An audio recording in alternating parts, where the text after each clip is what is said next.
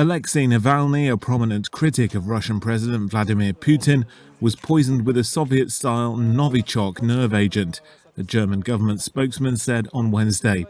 An agent of the same chemical family was used 2 years ago to poison a Russian defector living in Britain.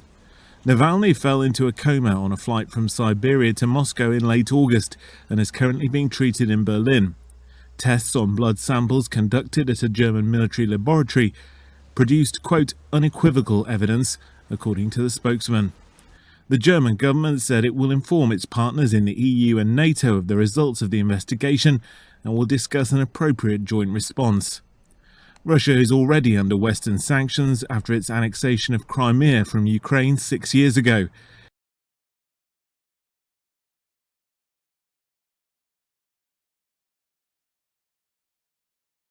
Moving on now to the detention in Syria of French national Omar Diaby by jihadists. For years, he's been one of the main recruiters of young French jihadists on behalf of several terrorist groups. He was arrested in the province of Idlib.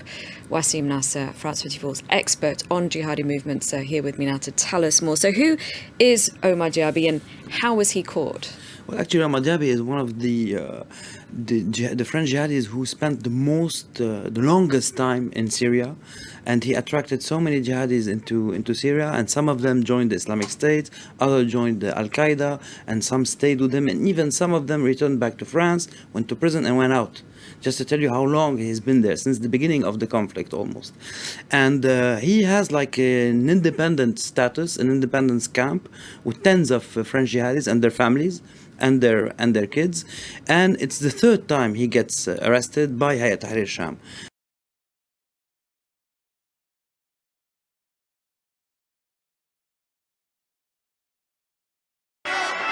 Late into the night and in their thousands, they gathered outside Bulgaria's parliament, chanting for the Prime Minister Boyko Borisov to resign.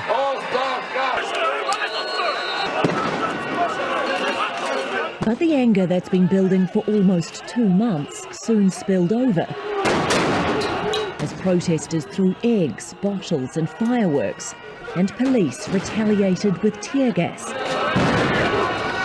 Dozens were said to be injured or arrested.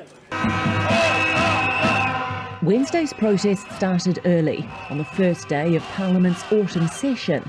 They accuse the government of corruption and want Parliament dissolved to make way for early elections.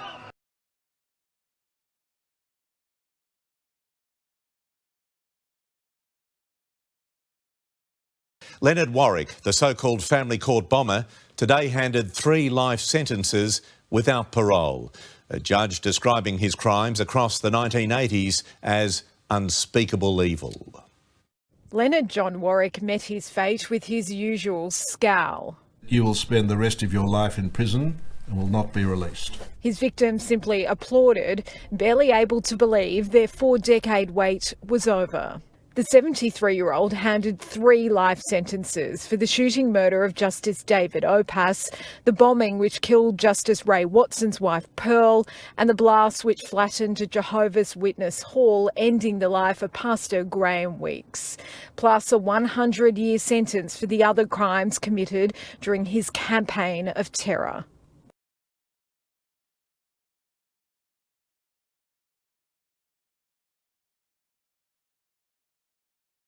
The executive yuan has unveiled a new passport cover. The new cover enlarges the English word Taiwan and significantly shrinks the English words Republic of China. Foreign Minister Joseph Wu says the redesign is to prevent Taiwan from being mistaken for China by foreigners.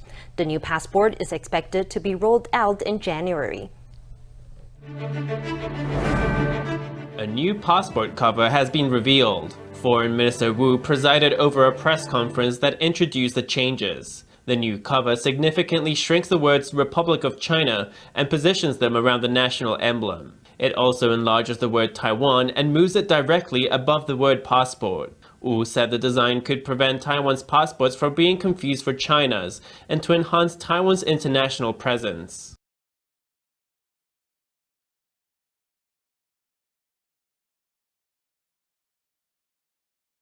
Well, workers' union NEHAWU says it will embark on a total shutdown if their demands are not met. The protest action is in line with the union's National Day of Action. NEHAWU says as frontline workers, members in the healthcare sector do not have adequate PPE. They are also demonstrating over a wage increase and against the corruption allegations with regard to COVID-19 funds and contracts.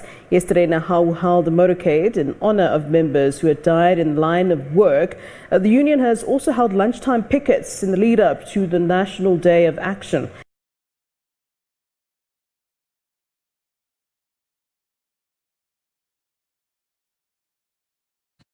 Hanging on to helium. It just feels like I'm floating in the air. Magician David Blaine flying 30 minutes attached to 50 balloons high in the Arizona sky. A stunt inspired by Disney and Danny Deckchair.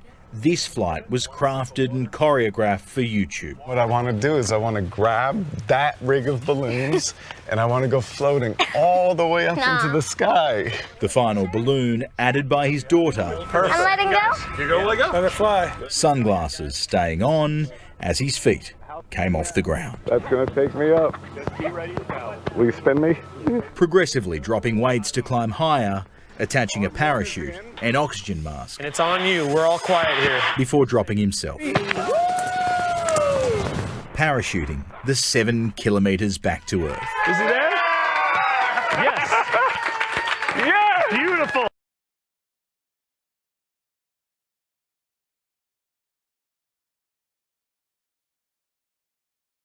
Three, two, one, fire.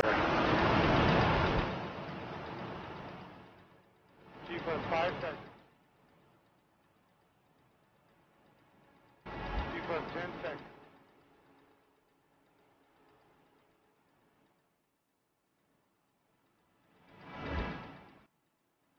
Keep us 20 seconds.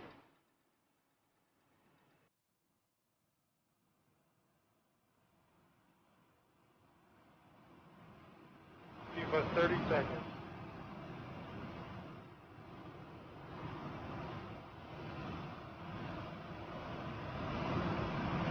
Keep us 40 seconds.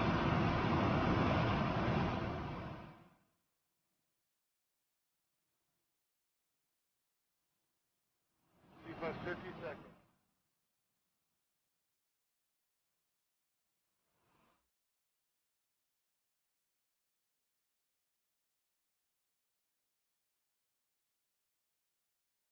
The United States has test launched another intercontinental ballistic missile over the Pacific Ocean. According to the U.S. Air Force, an unarmed Minuteman III ICBM equipped with a test re-entry vehicle was launched early on Wednesday from Vandenberg Air Force Base in California. It traveled over 6,700 kilometers to the Kwajalein Atoll in the Marshall Islands. This comes a month after the last U.S. test launch. The Air Force said its tests are to verify the accuracy and reliability of its ICBM system.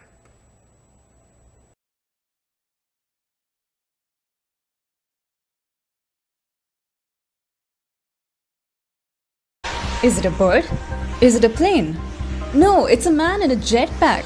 But what was he doing near the Los Angeles LAX airport nearby where planes were landing? No one knows, and the FBI is investigating. It is not every day that pilots see a man in a jetpack hovering outside their window.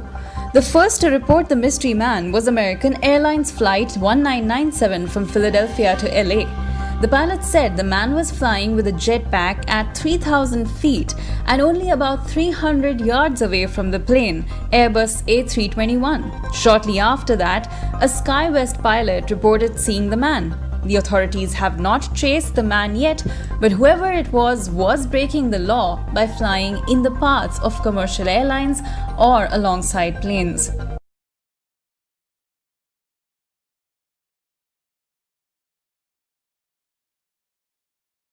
Powerful Typhoon Maysak made landfall on the Korean peninsula, shut down 4 nuclear reactors in the southern Busan region, and wreaked havoc on its path up the eastern border.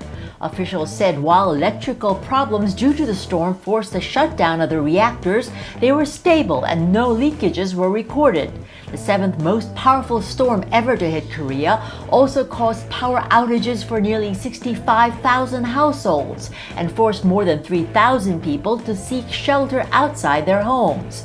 As it made landfall, Maysak hammered the southern island of Jeju with more than 120 millimeters of rain and strong gusts, and also battered North Korea with heavy rains before departing the Korean peninsula. Yet Koreans are bracing for another typhoon, Haisan, which is expected to arrive early next week.